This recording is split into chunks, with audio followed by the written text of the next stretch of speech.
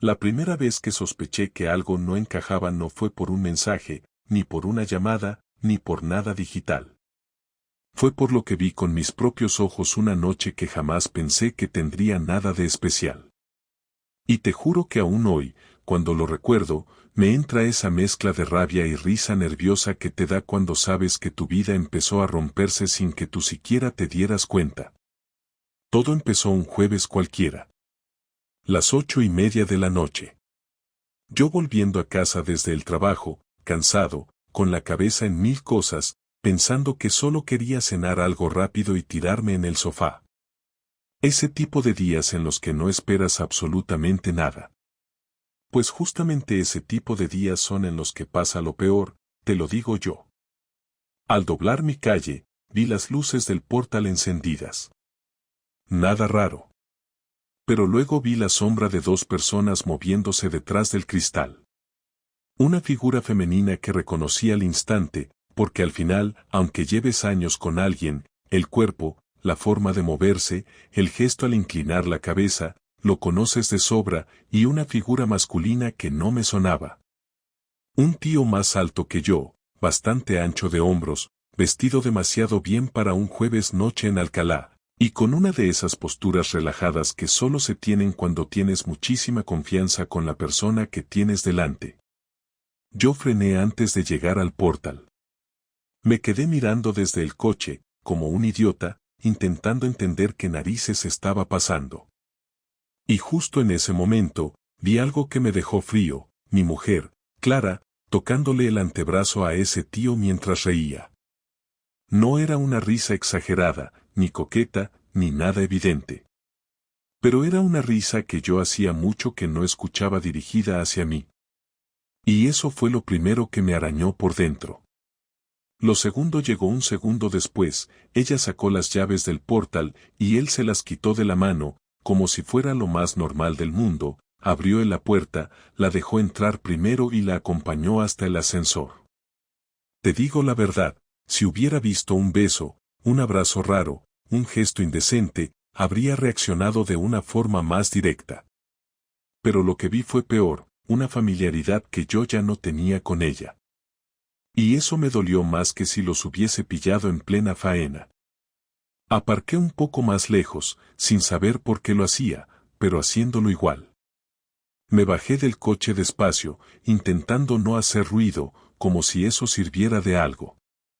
Crucé la calle y entré al portal. Ellos ya no estaban ahí, pero el ascensor bajaba justo en ese momento. No sabía si iban a salir los dos o solo uno. Me preparé para cualquier cosa, incluso para hacer el ridículo, porque no tenía ni idea de cómo gestionar lo que estaba sintiendo. Pero cuando las puertas se abrieron, solo salió Clara. Me miró como si no hubiera pasado nada. «Anda, ¿ya estás aquí?», me dijo sonriendo. Ese tipo de sonrisa que utilizan las personas que no quieren que notes algo. No voy a decir que fuera falsa, pero sí, calculada. La vi 2 segundos y pensé, esta mujer está actuando. No me preguntes cómo lo supe, pero lo supe. ¿Y, con quién estabas?, solté, intentando sonar casual. Ella arqueó una ceja, como si la pregunta fuera absurda. ¿Con quién iba a estar?, respondió mientras se inclinaba para darme un beso rápido, casi administrativo. ¿Por qué lo preguntas? Y mira, ahí fue donde me jodió de verdad. Porque esa pregunta refleja justo lo que una persona te dice cuando quiere que te sientas estúpido por haber notado algo extraño. Yo no insistí. No sé si por miedo, por cansancio o por ingenuidad. Pero no dije nada más. Subimos a casa. Ella habló de tonterías. De lo caro que estaba el pollo en el súper. De que el sábado quería visitar a su hermana. De que su jefe estaba insoportable. Todo normal. Todo como siempre. Pero yo seguía viendo la sombra de ese tío abriéndole la puerta del portal como si fuera su guardaespaldas personal. Mientras cenábamos, Clara me contó que había bajado a tirar la basura y que se había encontrado al vecino nuevo del tercero, que se llamaba Sergio, que le había estado diciendo que no encontraba el contador del gas, que si el portal era un laberinto, bla, bla, bla.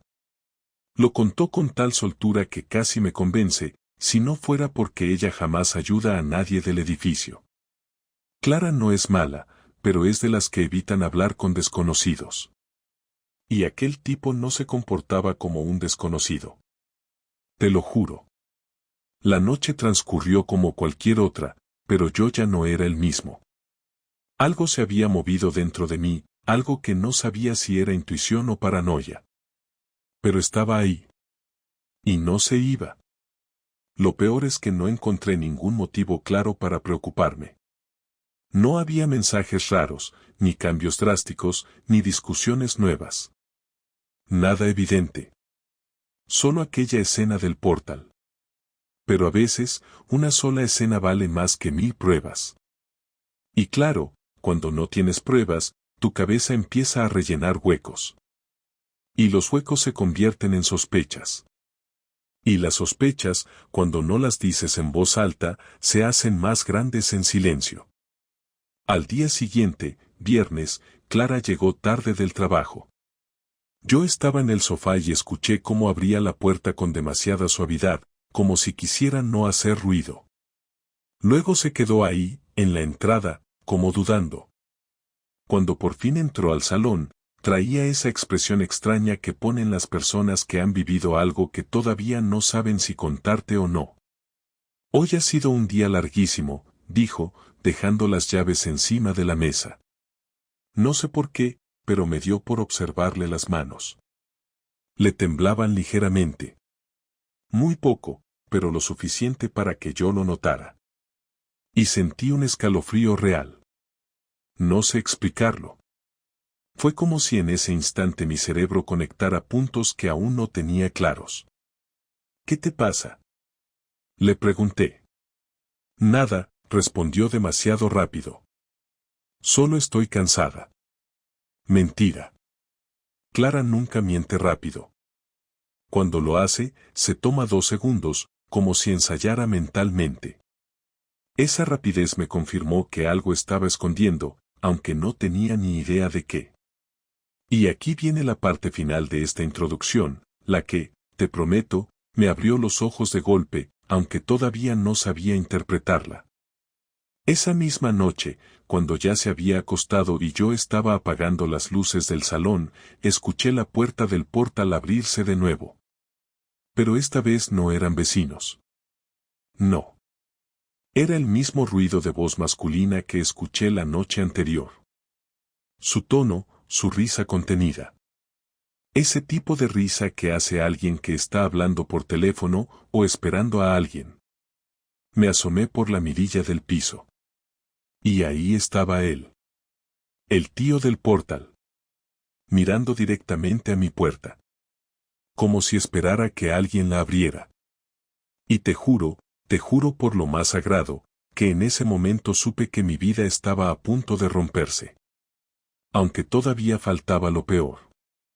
Cuando vi a ese tipo plantado frente a mi puerta aquella noche supe que no podía quedarme quieto porque había demasiadas señales acumulándose como para seguir confiando en la idea de que todo iba bien, así que abrí la mirilla un poco más para asegurarme de que mis ojos no me estaban jugando una mala pasada y vi cómo el hombre miraba fijamente el pomo de la puerta, como si esperara que se abriera en cualquier momento, completamente centrado en eso, sin auriculares ni teléfono en la mano ni ningún gesto que indicara que estuviera hablando con nadie, lo cual me dejó helado porque su presencia no encajaba con ninguna historia normal que yo pudiera inventarme en mi cabeza.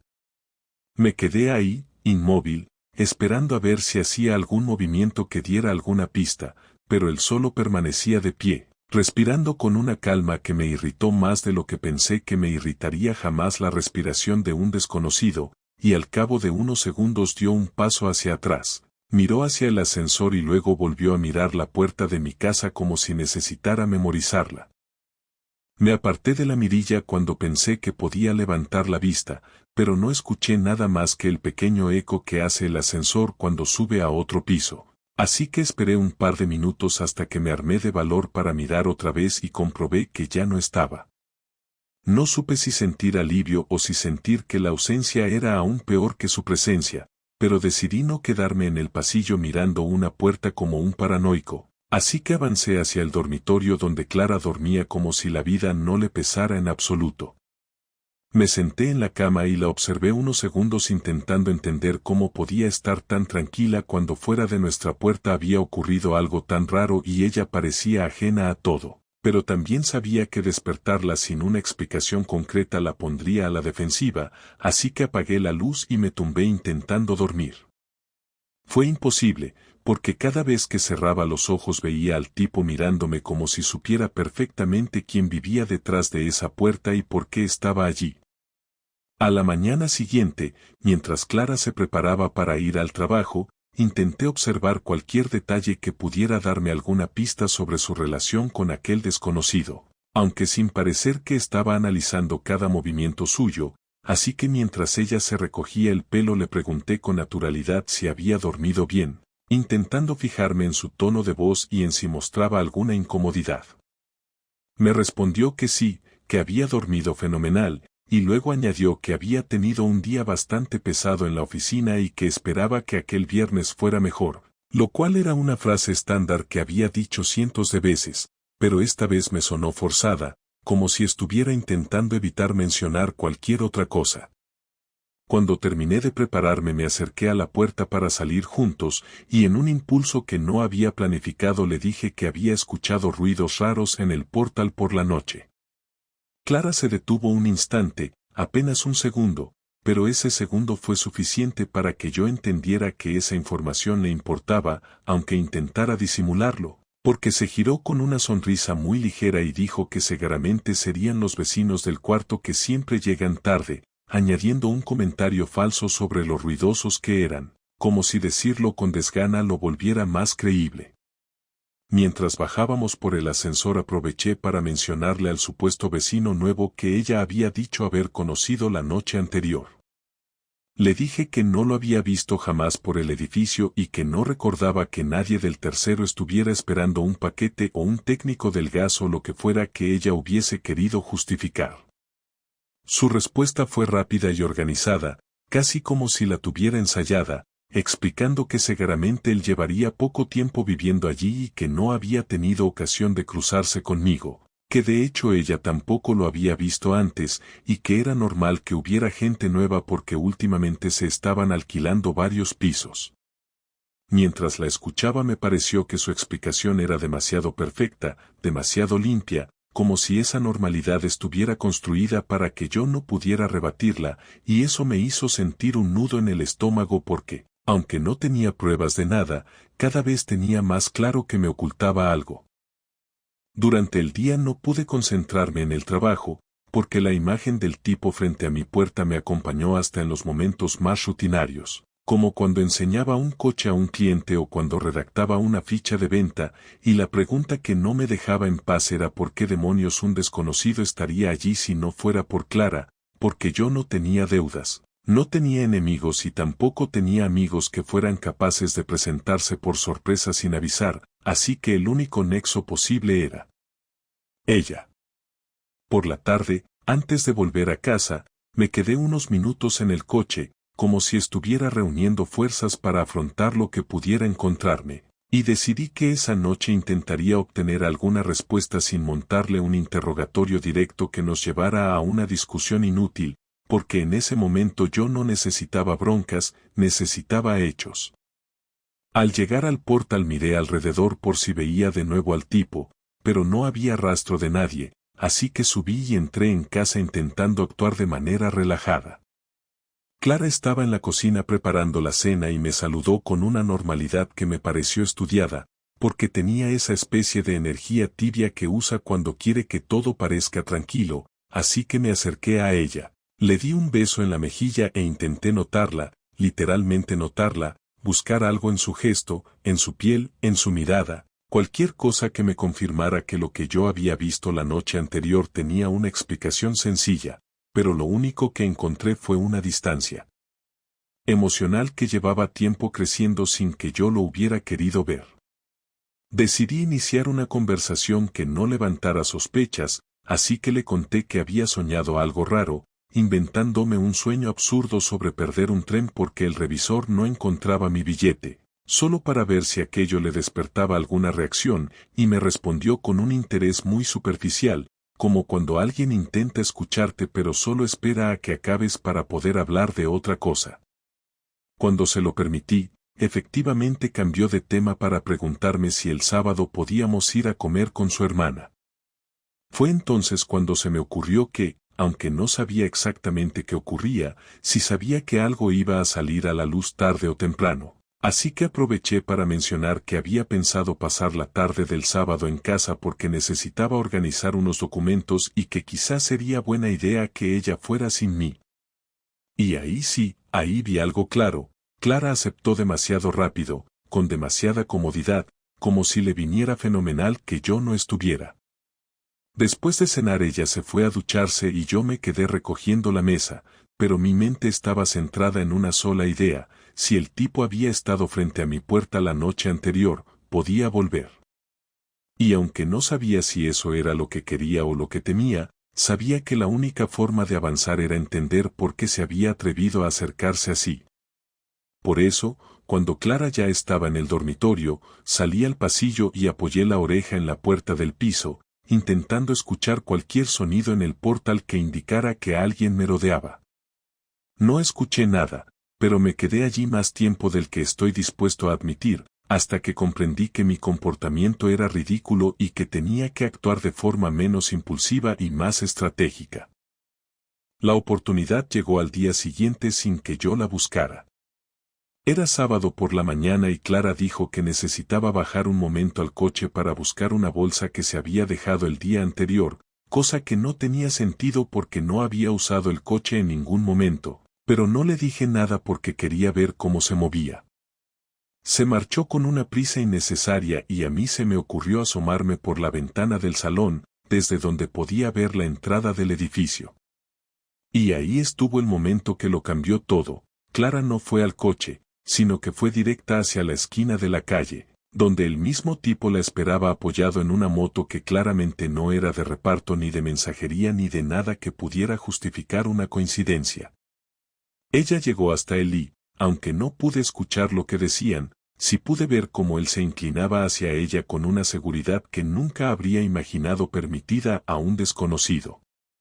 Y entonces la vi hacer un gesto que me dejó paralizado. Le entregó algo en la mano y él lo guardó rápidamente en la chaqueta, como si fuera un intercambio pactado. Después hablaron unos segundos y se separaron como si nada. En ese momento supe que lo que había visto en el portal no era casualidad y que ese hombre no era un vecino despistado, sino alguien que tenía una relación concreta con mi mujer. No sabía de qué tipo todavía, pero ya no cabía la menor duda de que Clara llevaba semanas viviendo una vida paralela que yo no conocía. Y por primera vez desde que todo empezó, sentí algo más fuerte que la inquietud, sentí una necesidad absoluta de llegar al fondo del asunto, aunque la verdad me destruyera.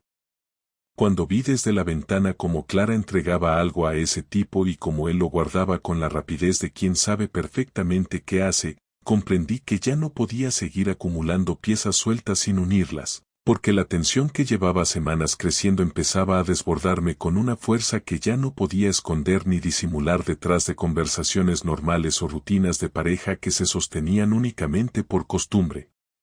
Decidí que esa misma tarde la enfrentaría, sin rodeos, sin discursos preparados, sin buscar la manera suave de tocar el tema, porque la situación había pasado de incomodidad a una especie de provocación evidente, como si ella estuviera convencida de que yo nunca me atrevería a preguntarle nada. No sabía qué esperaba encontrar en esa conversación, pero tenía claro que no iba a dejar que la noche llegara sin haber roto el silencio. Cuando Clara volvió a casa después de su supuesto trayecto al coche entró con una tranquilidad exagerada, con ese tipo de calma que no es natural sino sostenida, como si viniera mentalizada para actuar de determinada manera. Dejó las llaves en la mesa del recibidor y dijo que no había encontrado la bolsa, pero que no pasaba nada porque seguramente la habría subido el día anterior sin darse cuenta. La observé mientras hablaba, intentando captar cualquier detalle que confirmara lo que había visto desde la ventana, pero como siempre, ella se movía con esa precisión suya que impedía leerle fácilmente el estado emocional. Me contestó con soltura y luego preguntó si quería que saliéramos a comer con su hermana, aunque a mí no me interesaba en absoluto ninguna comida familiar en ese momento, porque mi cabeza ya estaba estructurando la conversación que sabía que se venía. No quise esperar más, así que cuando terminó de hablar le pedí que se sentara conmigo en el salón un momento, usando un tono serio pero no agresivo, porque sabía que si empezaba la conversación con tensión ella se encerraría detrás de ese muro que usaba siempre que quería evitar un conflicto. Se sentó frente a mí con una expresión prudente, como si calculase la distancia exacta que debía mantener entre nosotros para no revelar nada. Me quedé mirándola unos segundos, con la necesidad de elegir bien las primeras palabras para que aquello no se desviara hacia argumentos sin sentido. Le dije que la noche anterior había visto a un hombre frente a nuestra puerta, que no había sido una imaginación ni una sombra, que lo había observado con claridad desde la mirilla y que no tenía ninguna duda de que estaba esperando algo que tenía que ver con nuestra casa, con ella o conmigo. Clara no reaccionó de inmediato y eso me puso aún más tenso, porque cuando una persona tarda en responder es porque está decidiendo cómo hacerlo, no porque no sepa de qué le hablas. Le repetí que lo había visto detallar la puerta, que lo había visto inclinarse hacia el pomo, que lo había visto esperando y que no era alguien del edificio. Ella respiró hondo como quien se prepara para soltar una versión preparada y dijo que seguramente sería un repartidor perdido o un técnico buscando el piso correcto, porque últimamente habían venido varios para revisar instalaciones. Le respondí que no, que ese hombre no llevaba uniforme, que no tenía ninguna herramienta, que no llevaba nada en las manos, que no miró ningún timbre ni preguntó nada, que simplemente estaba quieto frente a nuestra casa como si tuviera algún motivo muy concreto para estar allí. Clara cambió el gesto, no hacia una expresión de preocupación sino hacia una especie de molestia, como si yo estuviera exagerando o creando un problema donde no lo había. Me dijo que estaba cansada, que no tenía ganas de discutir y que yo últimamente veía cosas donde no las había, lo cual me dejó claro que quería desviar la conversación hacia un terreno cómodo para ella donde yo quedara como el paranoico y ella como la persona equilibrada que intenta calmar la situación. Decidí no dejarla escapar por esa vía y solté directamente lo que había visto hacía apenas media hora desde la ventana. Le dije que la había visto hablando con ese mismo hombre en la esquina, que lo reconocí sin ninguna duda, que él la estaba esperando, que ella no fue a buscar ninguna bolsa al coche y que ambos habían hecho un intercambio de algo que ella llevaba en la mano. El efecto fue inmediato porque Clara abrió los ojos un poco más de lo normal, no con miedo sino con sorpresa por el hecho de que yo hubiese presenciado aquello. No dijo nada al principio, incluso apartó la mirada hacia la ventana como si necesitara un respiro para recolocar mentalmente la versión que pensaba darme. Cuando volvió a mirarme dijo que estaba mezclando hechos, que seguramente había visto a otra persona, que yo estaba proyectando mis inseguridades sobre situaciones normales, que el hombre de la esquina era un mensajero que le había devuelto una cartera que ella había encontrado en el portal días antes, que no me había dicho nada porque no pensó que fuera relevante. Aquella explicación sonaba tan elaborada que me di cuenta de inmediato de que la había construido en segundos, lo que implicaba que tenía mucha práctica dando respuestas rápidas diseñadas para cerrar conversaciones. Le dije que me parecía muy curioso que un mensajero esperara en una esquina sin ningún paquete a la vista, sin ropa identificable y sin llevar nada que justificara su presencia, y añadí que también era llamativo que ella evitara mirarme cuando hablaba del tema. La confrontación se tensó porque Clara adoptó una postura fría. Esa manera suya de cruzar los brazos ligeramente hacia el estómago cada vez que siente que alguien la ha acorralado en una conversación y no encuentra la forma de salir sin contradecirse. Le dije que no se trataba de un asunto menor porque llevaba semanas comportándose de forma distinta, que sus silencios habían aumentado, que se había vuelto más esquiva, que había pequeñas contradicciones que antes no existían, y que todo eso me llevaba a pensar que estaba ocultándome algo. Ella respondió que todos cambiaban de humor a veces y que mi actitud últimamente no ayudaba, que yo estaba demasiado pendiente de detalles insignificantes y que cualquier cosa le parecía una acusación injusta. Me acerqué un poco más en el sofá porque sentía que la conversación podía escaparse de mis manos y no quería que se acabara sin obtener una respuesta clara. Le dije que no había nada insignificante en ver a un desconocido frente a nuestra puerta, ni en verla entregarle algo, ni en las excusas improvisadas que había dado. Le pedí que fuera honesta, sin rodeos, que me dijera quién era ese hombre y por qué se estaban reuniendo a escondidas. Ella me contestó que no tenía nada que esconder y que la acusación era absurda, con un tono tan firme que por un momento me pregunté si yo era el que estaba equivocado, pero enseguida recordé la escena y recuperé la convicción de que ella estaba mintiendo. La conversación subió de tono porque yo insistía en que respondiera directamente y ella insistía en que no tenía por qué hacerlo, alegando que mi actitud la estaba asfixiando y que no iba a tolerar que la tratara como si tuviera que dar explicaciones por cada cosa que hacía. Le dije que no eran cada cosa, que era algo muy concreto y que yo solo quería la verdad, sin adornos. Fue entonces cuando ocurrió lo que realmente me hizo perder la calma. Clara me dijo, con una frialdad que nunca le había oído, que si yo seguía con esa obsesión iba a conseguir que ella se hartara definitivamente, y que quizás lo que necesitábamos era espacio para no convertir la relación en un infierno. Esa frase no sonó a advertencia improvisada sino a decisión interna ya tomada, lo cual me confirmó que había un motivo mucho más serio detrás de todo.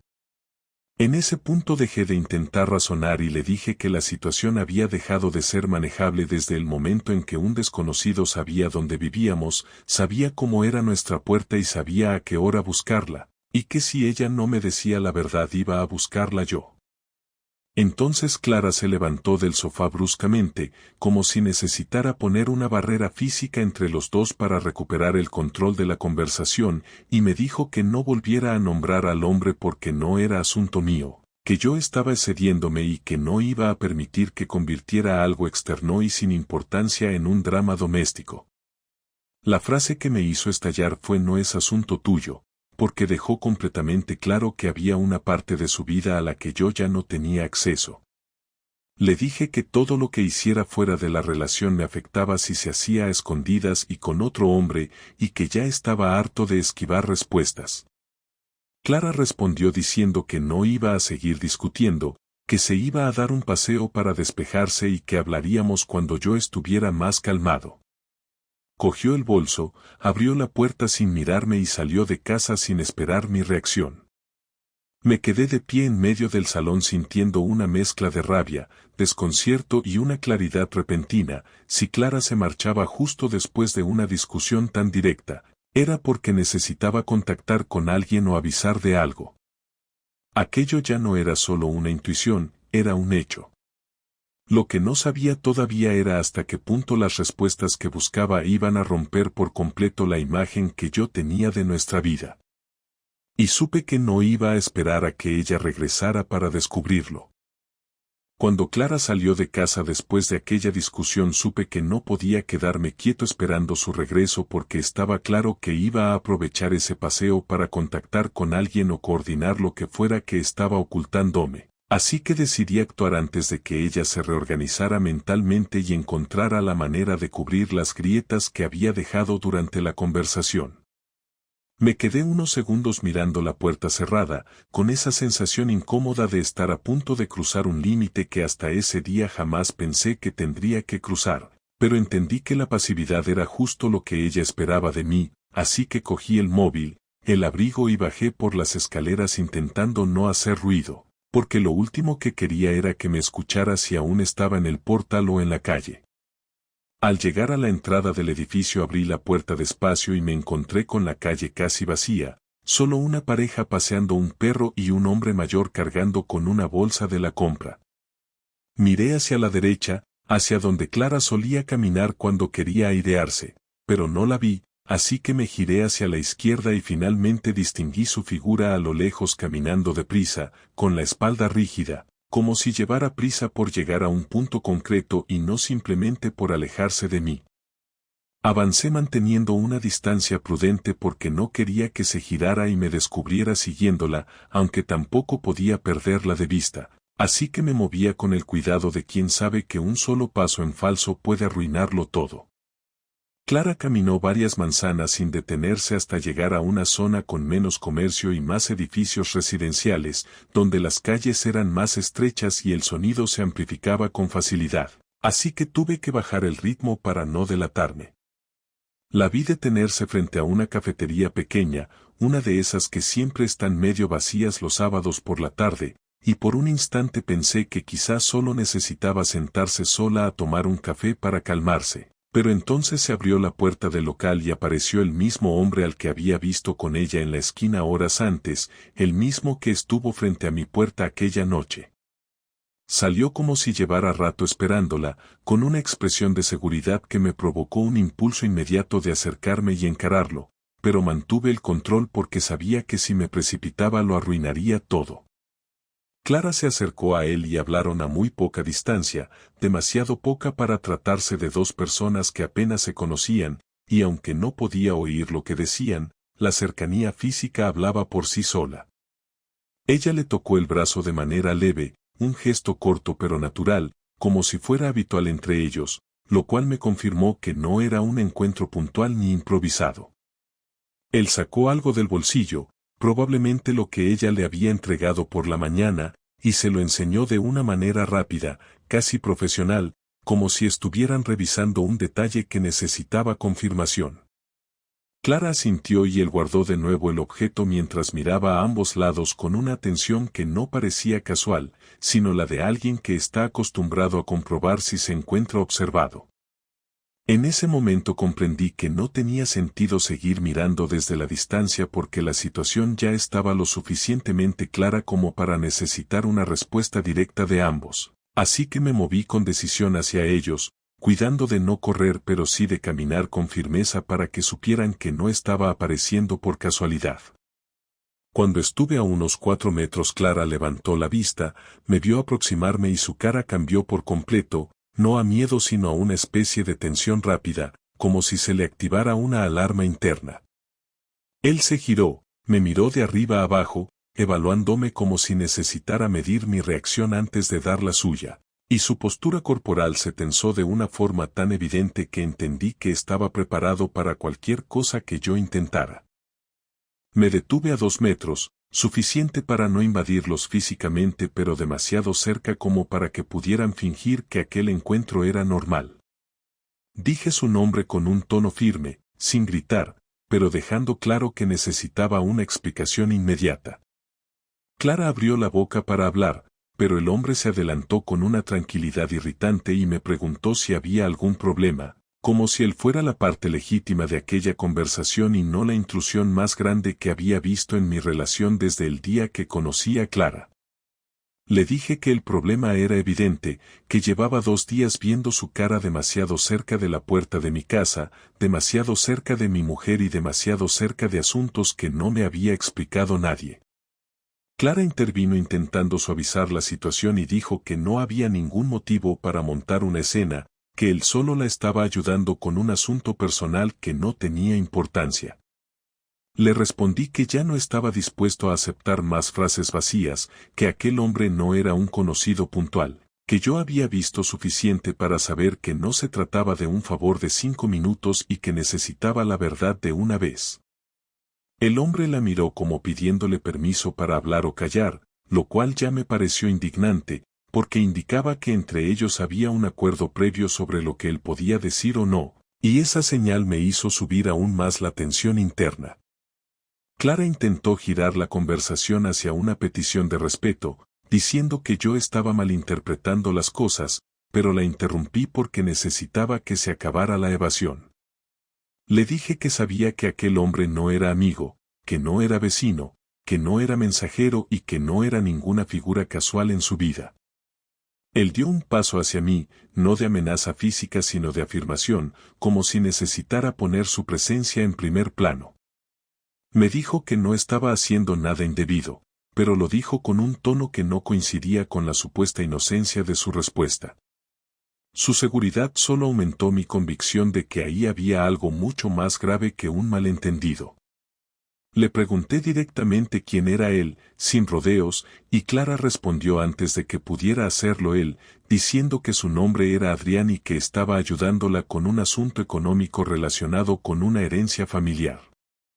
Aquello no tenía ningún sentido porque jamás había mencionado ninguna herencia ni ningún trámite pendiente y porque ella misma siempre había dicho que su familia tenía las cuentas muy claras entre sí. Le pedí detalles, nombres, fechas y cualquier explicación que pudiera sostenerse durante más de un minuto. Clara me dijo que no me correspondía involucrarme en todos sus problemas personales, que había cosas que prefería gestionar sola y que no siempre debía exigirle que compartiera todo conmigo. Aquella frase no solo me indignó, sino que me confirmó que había una estructura de mentiras instalada entre ella y ese hombre desde hacía tiempo. Decidí que la conversación no podía seguir en la calle porque ya se estaba convirtiendo en una especie de combate verbal en el que cada palabra aspiraba a tapar una mentira anterior, así que le pedí a Clara que viniera conmigo a casa para hablar sin el tercer elemento presente. Ella dudó, lo cual fue aún más revelador porque nunca antes había dudado cuando yo le pedía hablar de algo serio. Adrián intervino diciendo que no tenía inconveniente en marcharse si eso facilitaba la conversación, pero su tono no era conciliador sino de alguien que sabe que la situación está incompleta si él no está. Le pedí que se fuera y él aceptó con demasiada serenidad, como si supiera que su presencia no necesitaba ser física para seguir influyendo. Clara lo miró durante un segundo más del que debería haber mirado a nadie en esa situación y eso me atravesó como una evidencia limpia de que entre ellos había algo pactado, algo profundo o algo clandestino que yo no tenía manera de entender todavía. Adrián se alejó caminando sin prisa, sin volverse a mirar, dejando tras de sí una tensión que no se disolvió ni un centímetro cuando él desapareció al doblar la esquina. Clara y yo regresamos a casa sin hablar, apenas escuchando el eco de nuestros pasos. Al cerrar la puerta del piso ella se apoyó en la pared del pasillo como si necesitara pensar qué versión darme ahora que ya no había público alrededor, y yo me quedé frente a ella esperando una explicación coherente que al menos sirviera para construir un punto desde el que entender el resto. No parecía tener ninguna intención de hablar hasta que le dije que el silencio ya no era una opción, que esa tarde había demostrado que no podía seguir confiando en sus evasivas y que necesitaba saber exactamente qué papel tenía ese hombre en su vida. Entonces Clara levantó la vista y, por primera vez desde que todo empezó, su expresión cambió hacia algo más duro. Dijo que había cosas que yo no sabía sobre ella, y que quizá era el momento de contarlas. Cuando Clara dijo que había cosas que yo no sabía sobre ella y que quizá había llegado el momento de contarlas, sentí una mezcla de tensión y agotamiento porque llevaba días acumulando señales que apuntaban todas en la misma dirección, pero aún así me esforcé por no adelantar conclusiones mientras ella se recomponía apoyada en la pared del pasillo. No se movió durante casi un minuto, como si necesitara encontrar la forma exacta de empezar, y yo tampoco dije nada porque quería escuchar su versión completa antes de decidir qué hacer. Finalmente caminó hacia el salón, se sentó en el borde del sofá y me indicó con un gesto que me sentara frente a ella. Lo hice sin apartar la vista de su cara porque necesitaba captar cada detalle, cada pausa y cada inflexión para saber si estaba diciendo la verdad o si iba a seguir arrastrando ese teatro que ya se sostenía a duras penas. Clara comenzó diciendo que llevaba meses sintiéndose presionada por muchas cosas que no sabía cómo gestionar, que no se trataba únicamente de la relación sino de aspectos personales que nunca me había contado porque no estaba preparada para hacerlo. Aquello sonaba como una preparación mental más que como una explicación real, así que esperé sin interrumpir. Me dijo que Adrián no era lo que parecía, que no era un desconocido reciente sino alguien que había empezado a ayudarla con asuntos que ella prefería mantener fuera de nuestra vida. Le pregunté con calma qué asuntos podían justificar que él supiera dónde vivíamos, que accediera a nuestra puerta, que la esperara en la calle y que ella le entregara cosas a escondidas. Clara bajó la mirada y dijo que era algo más complicado de explicar de lo que parecía. Antes de que continuara le pedí que dejara de rodear el tema, que fuera directa y clara, que no intentara suavizar una verdad que ya se había vuelto imposible de ocultar. Ella respiró profundamente y dijo que Adrián había sido durante un tiempo alguien importante en su vida antes de que yo entrara en ella, pero que nunca había tenido intención de recuperarlo hasta hace unos meses. Ese comentario me cayó como un golpe silencioso, aunque me mantuve firme porque quería escuchar el resto. Clara continuó diciendo que él había vuelto a ponerse en contacto con ella a raíz de un asunto que prefería reservarse, que al principio solo habían sido mensajes breves y luego encuentros cortos para resolver detalles pendientes, lo cual sonaba claramente falso porque nada pendiente se resuelve junto a mi puerta o en una esquina a escondidas. Le pregunté abiertamente si había vuelto a tener algún tipo de relación con él y no necesitó responder con palabras porque su silencio prolongado fue suficiente para entender lo que no quería decir. Aún así, insistí verbalmente porque quería oírla pronunciar algo concreto. Le dije que, si había algo que confesar, ese era el momento. Clara levantó la vista hacia mí y afirmó que no iba a entrar en detalles, que lo que hubiese pasado entre ellos no afectaba a la vida que teníamos nosotros y que prefería dejar el pasado donde estaba.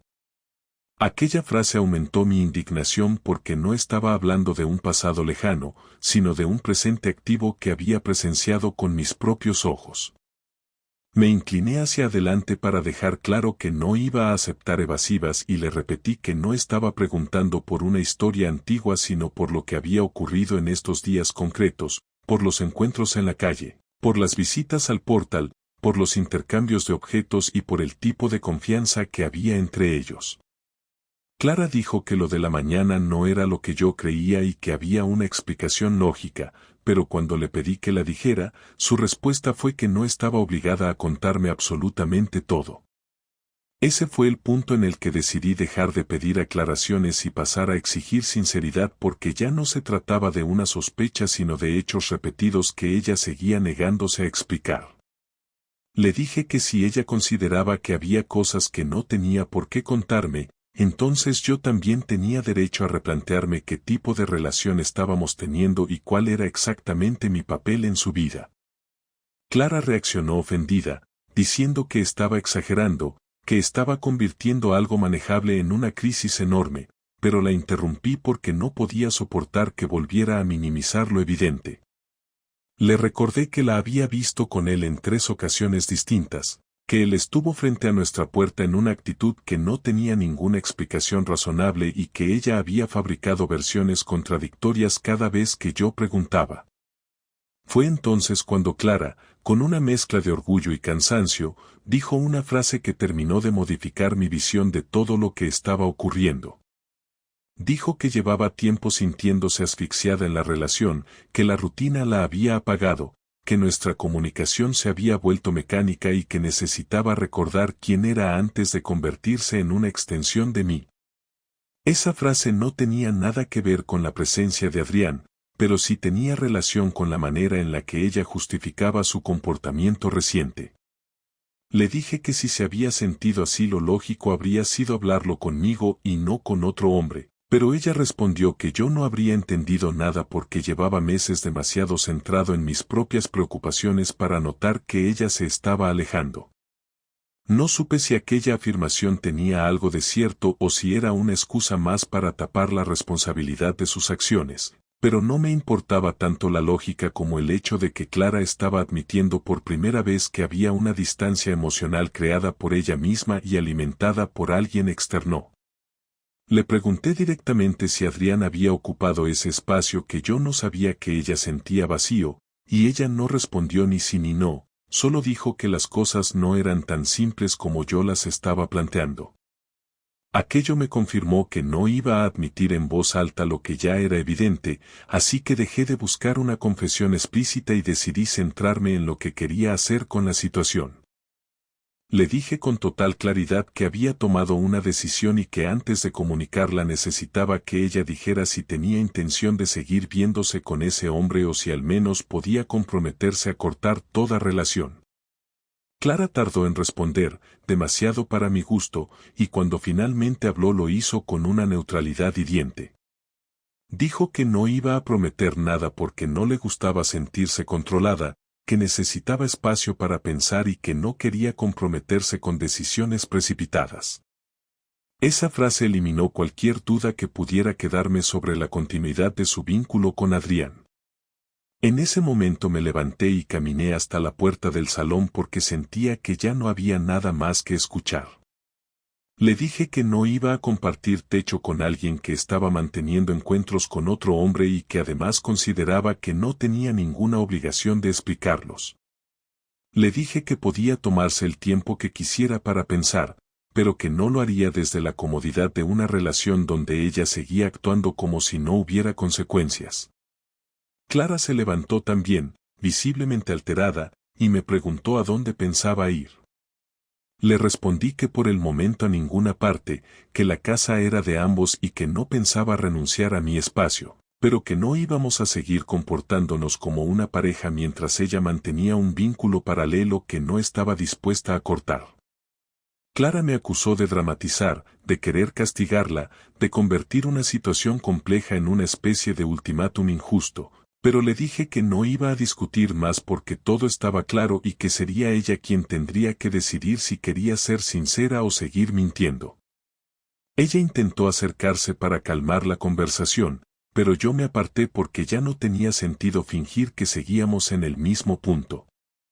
Le pedí que saliera del salón porque necesitaba espacio para pensar yo también, y aunque estuvo a punto de seguir discutiendo, finalmente salió dando un portazo suave pero cargado de tensión.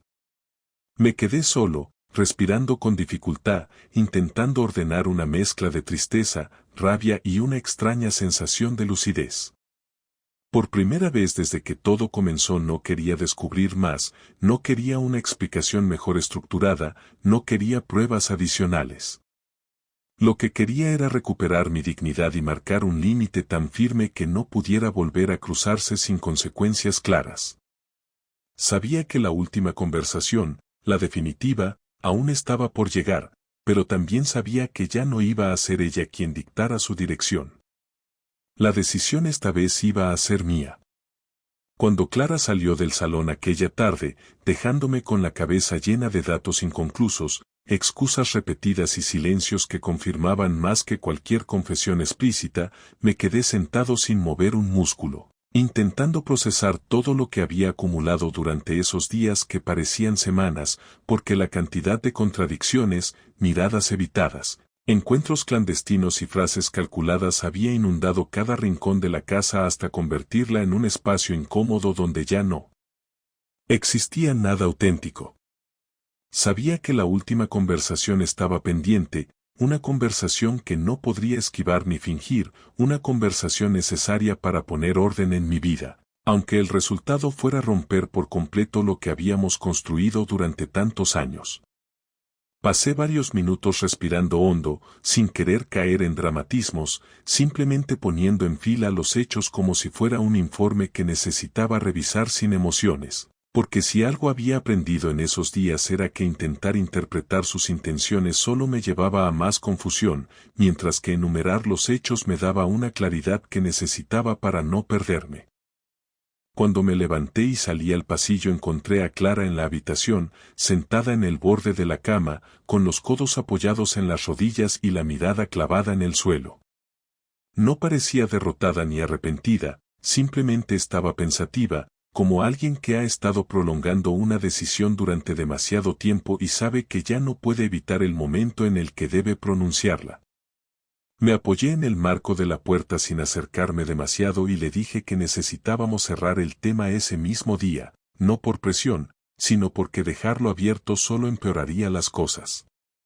Ella levantó lentamente la vista y se quedó mirándome sin hablar durante unos segundos que se me hicieron interminables, pero no porque esperara un giro inesperado, sino porque intuía que lo que fuera a decir ya lo tenía decidido de antemano y solo estaba midiendo cómo decirlo sin aumentar el daño. Entré en la habitación y me senté en la silla frente a la cama porque no quería hablar de pie, como si estuviéramos en una pelea, sino como dos personas que al menos se deben claridad. Le pedí que fuera completamente honesta, sin adornos, sin frases ambiguas que solo sirvieran para prolongar el desgaste, y que me dijera exactamente qué quería hacer con nuestra relación, porque yo ya había tomado una decisión, pero quería escuchar su postura antes de comunicarle la mía. Clara respiró profundamente, se pasó las manos por el pelo como buscando valor y finalmente habló con un tono que no había usado en días. Dijo que no pretendía hacerme daño, que no había buscado que la situación llegara tan lejos, que se había visto atrapada entre lo que debía hacer y lo que sentía, y que había actuado sin medir las consecuencias porque llevaba meses sintiéndose desconectada de nuestra vida en común. Le pedí que dejara a un lado los rodeos emocionales y que respondiera a la pregunta esencial, si había elegido continuar con ese hombre o si pretendía intentar arreglar lo nuestro. Se quedó en silencio, un silencio que ya conocía demasiado bien, un silencio que no era duda, sino preparación para una verdad incómoda.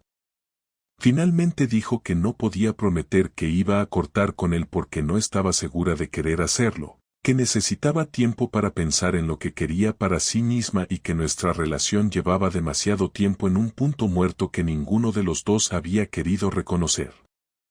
Aquello fue suficiente para confirmarme lo que ya sabía. Clara había cruzado un límite emocional y físico que yo no podía aceptar y además no tenía ninguna intención real de retroceder. Le dije con calma que, aunque su decisión fuera legítima desde su perspectiva, yo no iba a quedarme en una relación donde tenía que competir con otra persona, ni iba a esperar semanas a que ella pensara, porque esperaba de una pareja compromiso, no comparaciones.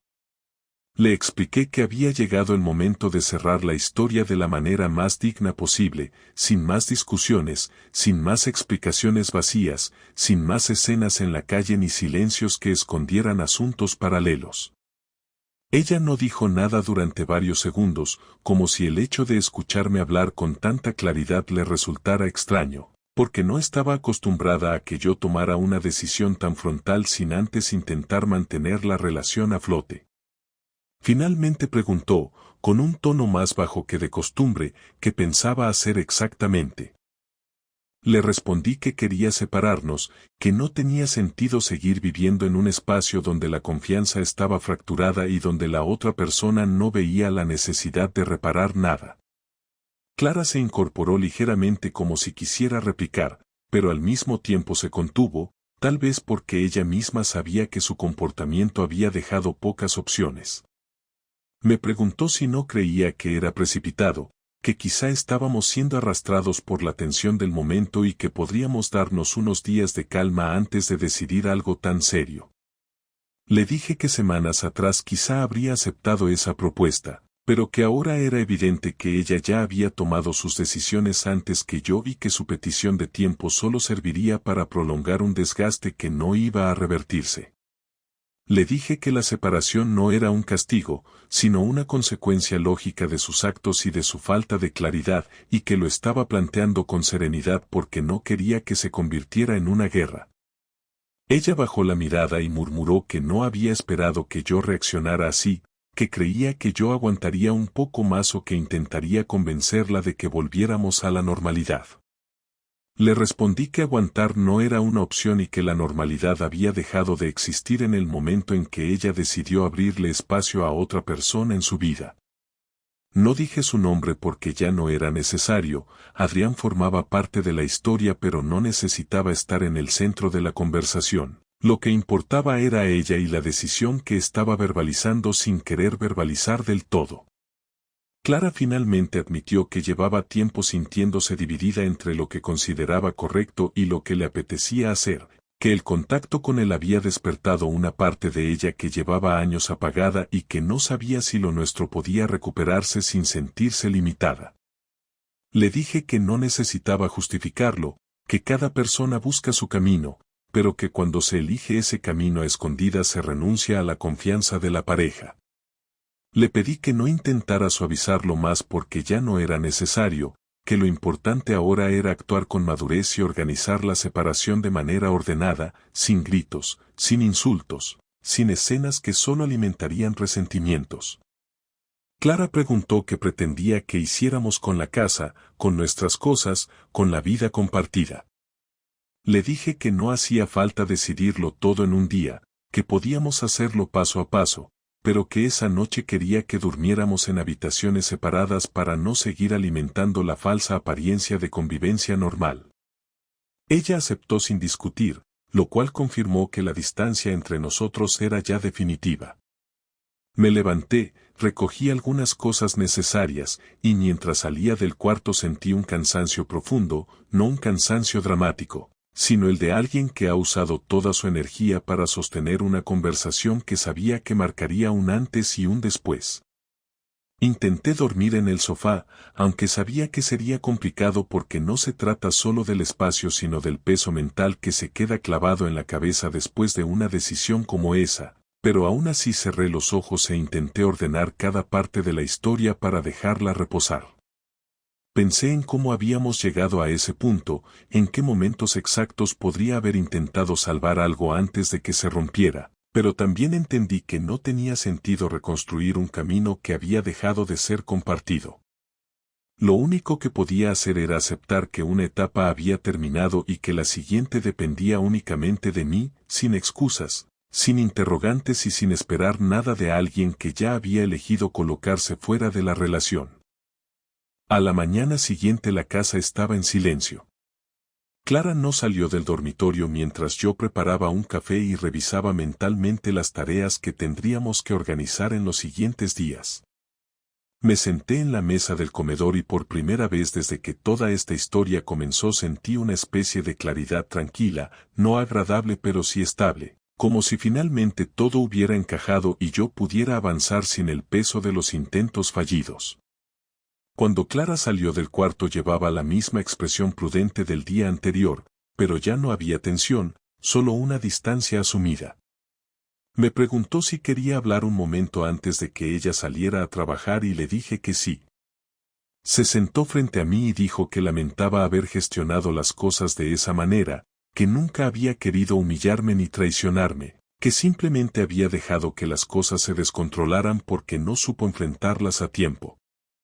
Le dije que aceptaba sus disculpas, pero que ya no cambiaban la decisión, que necesitábamos avanzar sin convertirnos en enemigos ni en personas que se destruyen mutuamente. Ella asintió y después de unos segundos dijo que, aunque le costara admitirlo, entendía perfectamente por qué la separación era la única salida posible.